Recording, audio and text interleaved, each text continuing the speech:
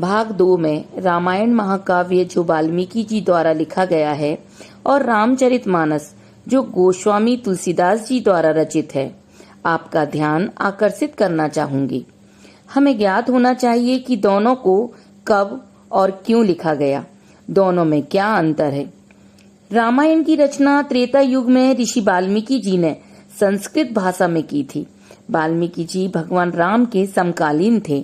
रामायण शब्द 2 शब्दों से मिलकर बना है, राम और अयनम। इस प्रकार रामायण का अर्थ है राम की कहानी।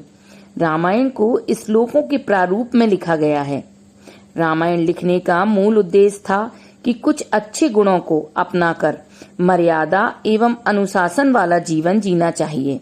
इसमें बुराई पर अच्छाई की जीत होती है।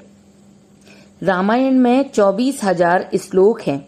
वहीं रामचरितमानस अवधी कवि गोस्वामी तुलसीदास जी द्वारा कलयुग में अवधी भाषा में लिखी गई थी।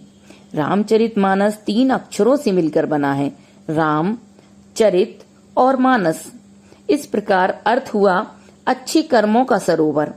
इसमें 12,800 पंक्तियां हैं जो 1,073 दोहे और 7 कांडों में विभाजित हैं।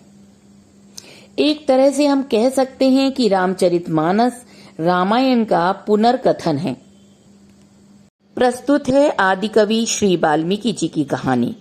मां निषाद प्रतिष्ठाम तम गमहा शाश्वती समहा यत क्रोंच मिथुना देकमवधि काम मोहितम। अर्थात हे निषाद, तुझे कभी शांति न मिले क्योंकि तूने इस क्रोंच के जोड़े में से एक की बिना किसी अपराध के हत्या कर डाली। यह वही प्रथम श्लोक है जो आदि कवि वाल्मीकि जी के शोकाकुल हृदय से फूट पड़ा था जब वह सुबह के समय गंगा के समीप बहने वाली तमसा नदी के अत्यंत निर्मल जल में स्नान करने के लिए पहुंचे थे। वहां नदी के किनारे पेड़ पर क्रोंच पक्षी का एक जोड़ा प्रेम में मग्न था। तभी शिकारी ने इस जोड़े में से नर क्रोंच को अपने बाण से मार डाला। यह देख मादा क्रोंच भयानक विलाप करने लगी। इस हृदय विदारक घटना को देखकर वाल्मीकि जी का हृदय बहुत द्रवित हुआ और उनके मुख से यह श्लोक निकला। वह ये सोच ही रहे थे तभी वहां नारद जी प्रकट हो गए। वाल्मीकि जी ने बोला, प्रणाम गुरुवर, ये क्या निकल गया मेरे मुख से? नारद जी बोले, तुम आदि कवि हो, तुम्हें ब्रह्मा जी का आशीर्वाद मिला है, तुमने काव्य रचा है। अपनी इसी श्लोक शैली में राम कथा लिखना जो तब तक इस दुनिया में रहेगी जब तक पहाड़ और नदियां रहेंगी। वाल्मीकि जी, गुरुवर, नारद जी, सब आपकी कृपा है। आज मैं जीवन के जिस रास्ते पर चल पड़ा हूँ वह आपके कारण है। आप ही ने मुझे सही रास्ता और राम नाम का महत्व समझाया है। नारद जी कहते हैं, हाँ, तुमने तो मुझे डाकू के रूप में घेर ही लिया था, याद है? वाल्मीकि जी याद करते हैं जब एक भीलनी ने बचपन में ही उनका अपहरण कर लिया था और इनका लालन पालन भील समाज में हुआ। भील समाज के लोग जंगल के रास्ते गुजरने वाले लोगों को लूटा करते थे। उस समय वाल्मीकि जी को रत्नाकर नाम से जाना जाता था। डाकू रत्नाकर यानी वाल्मीकि जी ने एक बार नारद मुनि जी को लूट के उद्देश्य से पकड़ लिया। तब नारद मुनि ने बोला, तुम ये लूटपाट का काम क्यों करते हो? तब वाल्मीकि जी ने उत्तर दिया, ये तो मेरे परिवार का जीवन चलाने के लिए हम ये लूटपाट करते हैं। नारद जी बोले, लेकिन ये तो पाप कर्म है, तुम ये करके अपने परिवार का पालन कर रहे हो। क्या तुम्हारे परिवार वाले इस पाप के जो तुम कर रहे हो उसमें भागीदार बनेंगे? जरा पूछ कर आओ। वाल्मीकि जी को लगा कहीं नारद जी मुझे घर भेजकर भाग न जाएं, सो उन्होंने नारद जी को रस्सी से वहीं एक पेड़ से बांध दिया और बोले, नारद जी, मैं अभी अपने परिवार वालों से पूछ कर आता हूँ।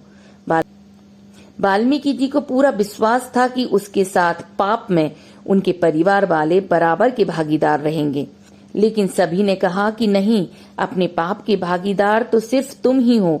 इस घटना से वाल्मीकि जी का संसार से मोह भंग हो गया और उनके पिता प्रचेता, जो कश्यप ऋषि और माता अदिति की 9वीं संतान थे, उनका रक्त जो उनके शरीर में दौड़ रहा था जोर मारने लगा। नारद मुनि कहते हैं, रत्नाकर, जिन लोगों के लिए तुम बुरे काम करते हो वे तुम्हारे पाप में भागीदार नहीं बनना चाहते, तो तुम अपने उद्धार के लिए राम राम जाप कर सकते हो। रत्नाकर एकांत में बैठकर जाप करने लगे, लेकिन उनसे राम राम नहीं निकल रहा था। तब नारद जी ने उन्हें मरा मरा बोलने के लिए कहा। रत्नाकर यानी वाल्मीकि जी ने कई वर्षों तक कठोर तप किया। उनके पूरे शरीर पर चींटियों ने बामी बना ली थी। उनकी इस तपस्या से ब्रह्मा जी ने उन्हें दर्शन दिए और शरीर पर बनी बामी को देखकर रत्नाकर को वाल्मीकि नाम दिया।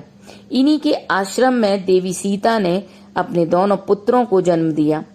अश्विन मास की शरद पूर्णिमा के दिन वाल्मीकि जी का प्रकटोत्सव मनाया जाता है और वाल्मीकि जी ने भगवान शिव और ब्रह्मा जी के आशीर्वाद स्वरूप महाकाव्य रामायण की रचना की और आदि कवि कहलाए।